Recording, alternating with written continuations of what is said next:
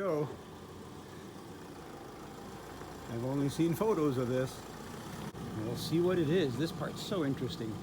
Seeing what someone's done in 40, 50, 60 years in this case. 1960.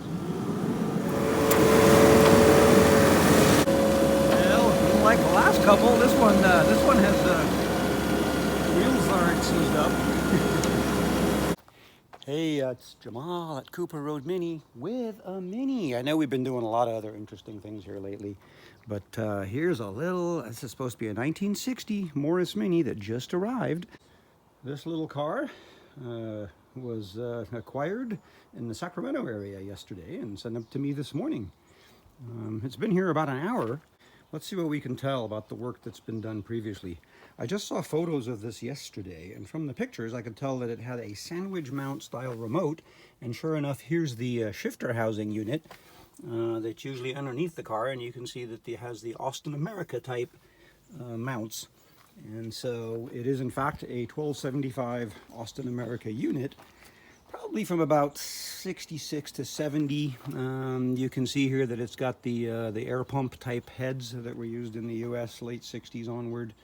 It is the 1316 head. We like these heads, nothing wrong with it. Identical setup in my midget.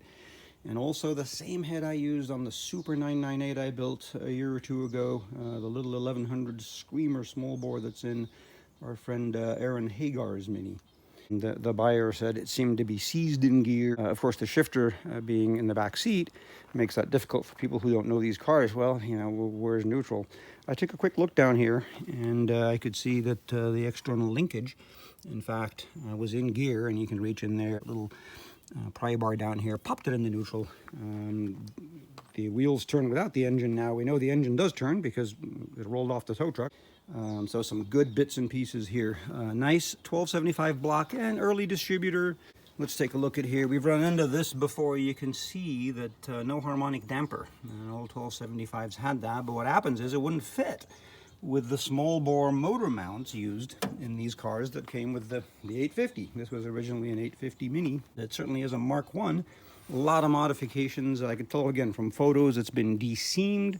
At first look, it looks to be pretty well done. You know, no fuel tank lid. There's two tanks, and you have to open the trunk lid. No breather on the flywheel housing. Also, it looks like they grafted on the small bore front cover here with this front plate, because the Austin America uses motor mounts. It's a head scratcher for people how to put them in. So they end up taking all the bits off the original small engine, including the timing cover that is not vented. Along with an unvented housing here, you're going to run into some problems with the only vents being the tiny one in the cap and this one here. You go, well, it's a smallish engine, sure, but the way the oil comes out of these at high revs, so much oil goes down the pushrod holes, which is the only way for pressure to come up from the crankcase, such that at certain revs and above, you just overwhelm that ability to vent the crankcase, and what happens is it blows seals, it starts to smoke profusely through the exhaust, and people think, oh, it's blown, something's up with it. It can actually just be a venting issue. There may be a way to resolve this. We've got a cover over the mechanical fuel pump opening. Again, in late 67 onward blocks had that open, because some of these used a mechanical pump by then. But that gives us the ability to use a race-style vent down there. We'll see the health of the rest of it, and we'll know what to do going forward. Certainly we'll have to resolve this. I probably have all the bits to put the 1275 style mount down there that'll allow us to put a harmonic damper, critical. And then we'll have to see what's going on here. The condition of the clutch and such may well determine if we may end up rebuilding this entirely.